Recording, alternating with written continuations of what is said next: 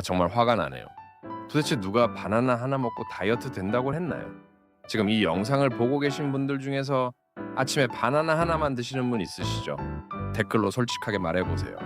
몇 개월째 그러고 계신가요? 살 빠졌나요? 아니면 오히려 늘었나요? 제가 왜 이렇게 직설적으로 말씀드리냐고요?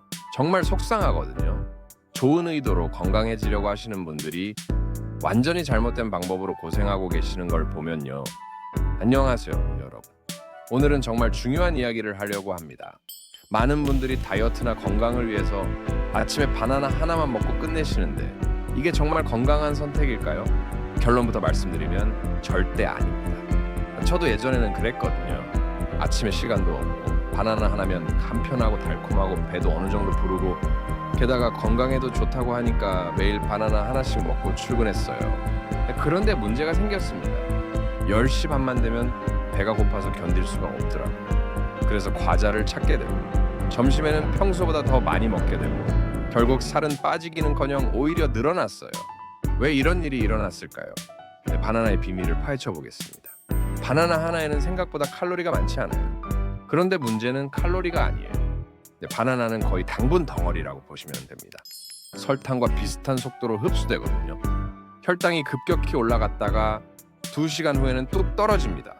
상상해보세요. 여러분이 롤러코스터를 타고 있는데 처음에는 쭉 올라가다가 갑자기 아래로 떨어지는 거예요. 바로 그게 여러분의 혈당 상태입니다. 혈당이 떨어지면 어떻게 될까요? 뇌에서 신호를 보냅니다. 배고파, 당분 필요해, 뭔가 달콤한 거 먹어, 이렇게요.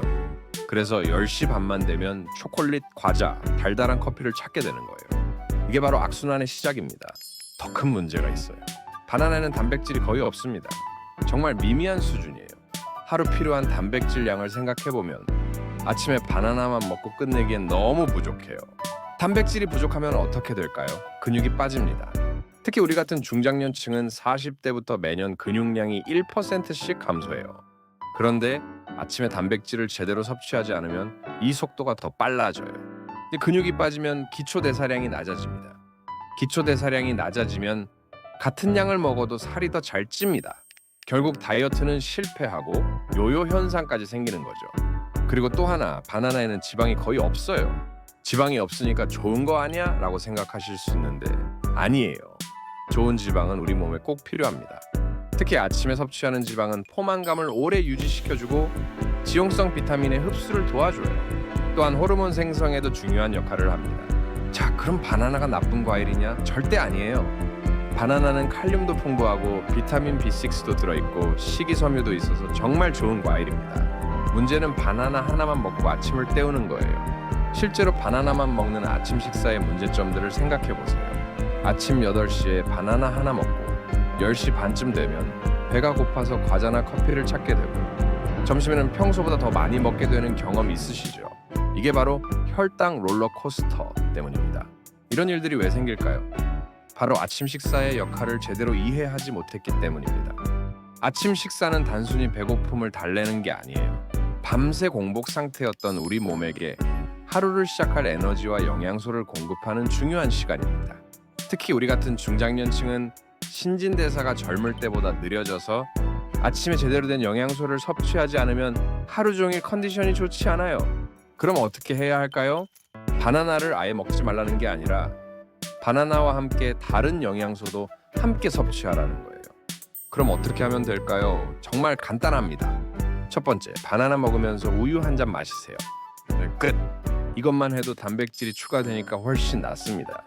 두 번째, 바나나 먹으면서 삶은 달걀 하나 드세요. 달걀 하나면 단백질이 충분히 들어있어서 포만감이 훨씬 오래 갑니다. 세 번째, 바나나를 우유에 그냥 넣고 으깨서 드세요.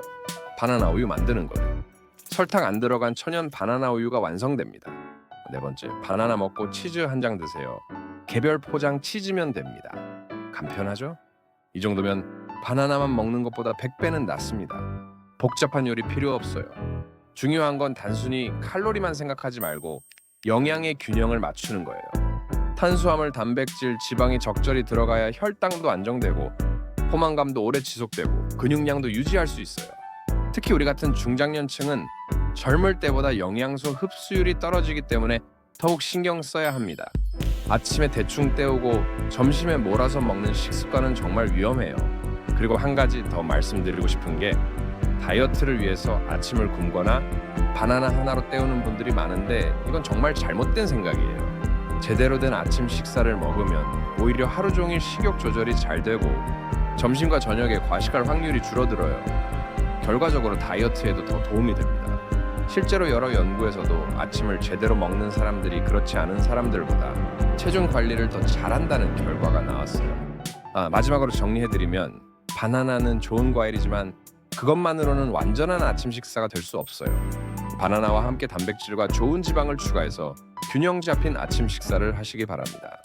여러분의 건강을 위해서 그리고 하루를 활기차게 시작하기 위해서 오늘부터라도 바나나 하나만 먹는 아침 식사는 그만하세요. 네, 건강한 아침 식사로 건강한 하루를 시작하시길 바라며 오늘 영상은 여기서 마치겠습니다. 구독과 좋아요는 더 좋은 건강 정보를 전해드리는 데 큰 힘이 됩니다. 감사합니다.